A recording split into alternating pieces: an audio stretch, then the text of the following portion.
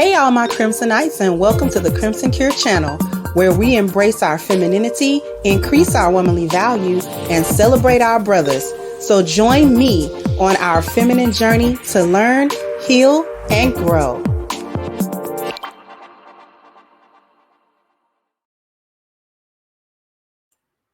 Hey there, my Crimsonites, and welcome to the Crimson Cure channel. I'm your hostess, femininity coach, and author of The Crimson Cure, and this is my perspective. So we got another pop the balloon thing. And this woman rejects a guy for the craziest reason. I want y'all to take a listen and then we'll talk about it. DNA, also in real estate, and I'm the supervisor at a shoe store. So yeah, very nice. You're very busy. And why did you end up popping your balloon? I just felt like sticking to the code. You know, I didn't have no problem with the law enforcement and whatnot, but I don't know, just feel like I should be sticking to a code, or Okay. What do you mean by sticking to the code? That's honestly, like, I just felt like everybody kind of reminded me and whatnot. So yeah, that's just life. So. Sorry, I'm a little confused. Reminded you of what? No, because I'm just mentioning about him being in law enforcement, and so I just felt, although I don't see it as a problem, there's always been a history behind it. So I just would follow that. I don't follow too many, but I'll follow that. So yeah. Okay.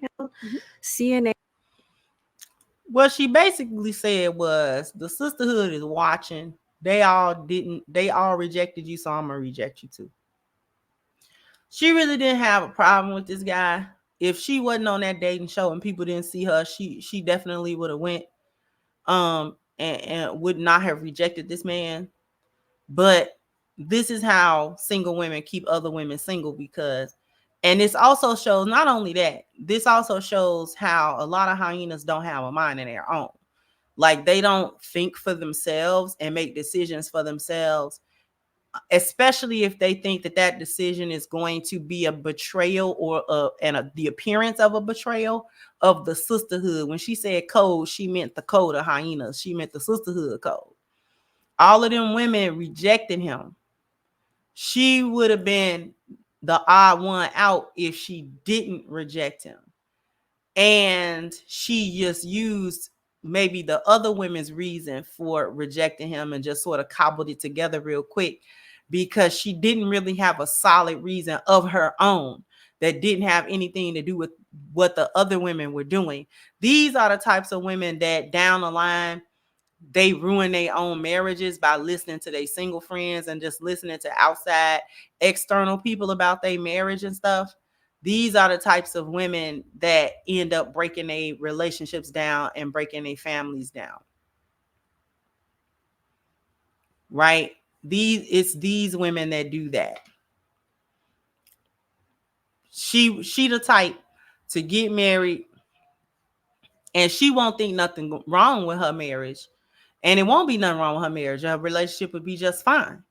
But if another woman come along, her mom or her sister or her friend or something like that, whose opinion she value or she want to look a certain way in their eyesight, if they start getting in her ear about her man isn't this and her man not that, and he not treating her, and or she's settling, and and he's not up to par and things of that nature, then she is the type of person that will take that and bring that into the relationship, so that the things that he was doing that was just fine by her, now all of a sudden these things are not good enough. She starts complaining. She starts trying to tell him how he's not meeting to her expectations and things of that nature. And it's like, just a little while ago, we were fine. You were fine with everything that I was saying, all of the stuff that, we planned and how we plan to go about certain things. You was on board. Now, all of a sudden, you've been talking to your friends at work or whatever the case may be. Now, all of a sudden, all of the things that you was on board with are suddenly bad things. And she's the type of person that will She'll run off half-cocked with that. She will go ahead and file divorce papers and do the whole nine. She'll do the whole thing, ruin the marriage, be single again with her friends, and then not be able to find another man. And then be mad that she can't find another man or whatever.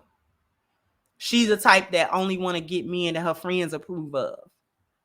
She would not get with, and she's proving it right now, she would not get with a man that she just like. Her, the rest of the hyenas around her, whether they close or not, because she don't know them women.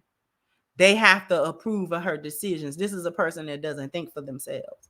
Dangerous kind of woman that has no mind of her own, that only make decisions according to the sisterhood and what the sisterhood deem appropriate and what they deem good enough or not. And we know that fluctuates and changes nearly every day. How these women out here, single women who in relationship was just fine. Nothing wrong with the relationship, nothing wrong with the man, nothing wrong with her. They just doing life then, and they doing the best they can, and it's just regular, it's just normal. And it'll go from being normal to being tumultuous and chaotic. And he be trying to figure out where did that come from. And with a female like her, it's coming from the outside. She's listening.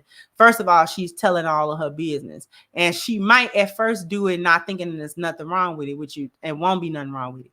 But then the women that she tell it to will start poking holes in it and trying to make her think that it's something wrong with what she's saying. And then make her second guess everything. Weak-minded females, a bunch of weak-minded females. Because what's wrong with you? What's the problem?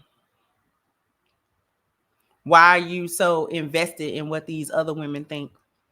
If you like that man and you listen to him talk and you didn't hear anything offensive, you didn't hear anything that turned you off, and you wanted to give that man a chance to be in a relationship, why didn't you do it? Now, if you just didn't want to date cops because you don't really like police officers or whatever the case may be, you don't like his profession, okay, fine. But saying that actually she didn't really think it was nothing about his profession that was too bad, but yet the other women must have rejected him largely based on that, girl.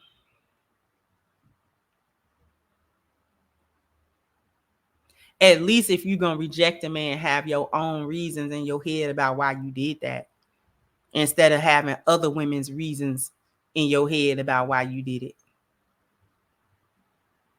How you letting other women dictate what man you reject and what man you accept? Where that work? How does that work? Unless your friends and family have a real legit point. Like, no, we don't think that this is a good relationship with you, that you're having because X, Y, and Z. And that X, Y, and Z really is like a legit point. That's different. You might be able to take those things into consideration, especially in the beginning of a relationship. You just getting to know somebody, and maybe your friends see a red flag you don't see. You might want to take that into consideration if it makes sense. But just because your friends like, ooh, girl, and there ain't nothing behind it other than her preference, nobody care about that. But apparently, these high-minded females do care about it. It's crazy. Like, I just felt like this was ridiculous. How you don't think for yourself like that. Like, this in real time, we watching people not think. That's getting real disheartening, actually, because it's not just in situations like this. It's in a lot of different situations. Because I do the content that I do, I'm kind of consistently on social media, looking at various things, reading people's posts, looking at different videos and things of that nature. Some stuff is out of context, some stuff is not. And I'm telling you, this stuff will make you lose hope in humanity. Like real talk. I be losing hope in humanity. Anyway, jump down in the comment section. Let me know what you think. Like, share, subscribe to the channel if you have not. Once again, I'm your hostess, The Crimson Cure, and this was my perspective. Bye-bye, Crimsonites.